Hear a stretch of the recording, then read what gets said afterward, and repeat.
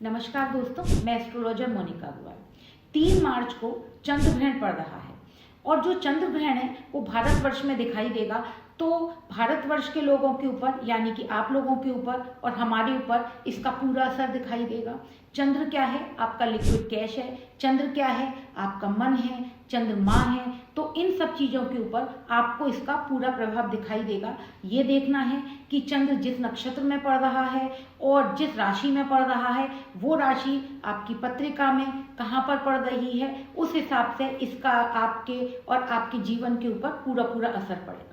चंद्र ग्रहण का जो समय है वो जो उसका सूतक काल है वो सुबह 6:20 से लगेगा और जो चंद्र ग्रहण का समय है वो दोपहर को 3:20 से शाम को 5:33 तक रहेगा।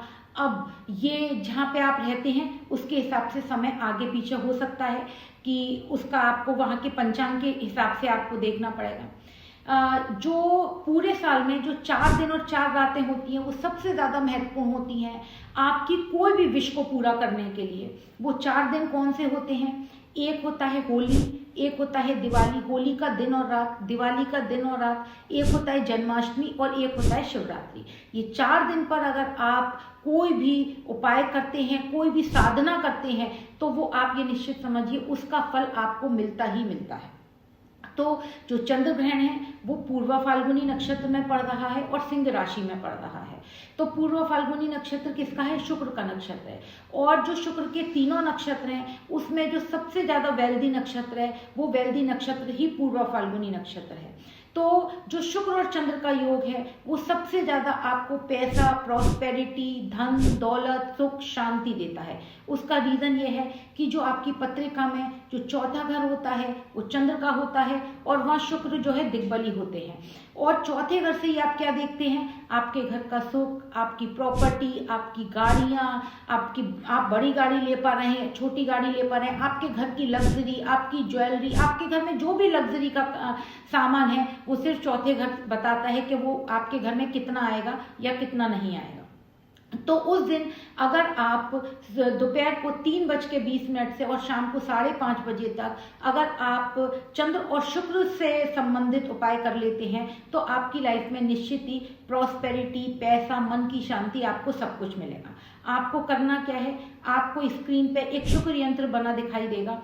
आपको इसको बनाते तो ऐसे हैं, अगर आपको वाकई में रिजल्ट चाहिए तो भोजपत्र पे अनार की कलम से अष्टगंध की स्याही से इसको 108 यंत्र बनाइए। और अगर मान लीजिए आपके पास ये सारी चीज़ें नहीं हैं तो क्योंकि नंबर वाला यंत्र है तो आप चाहें तो एक पेपर पर 108 यंत्र बनाइए।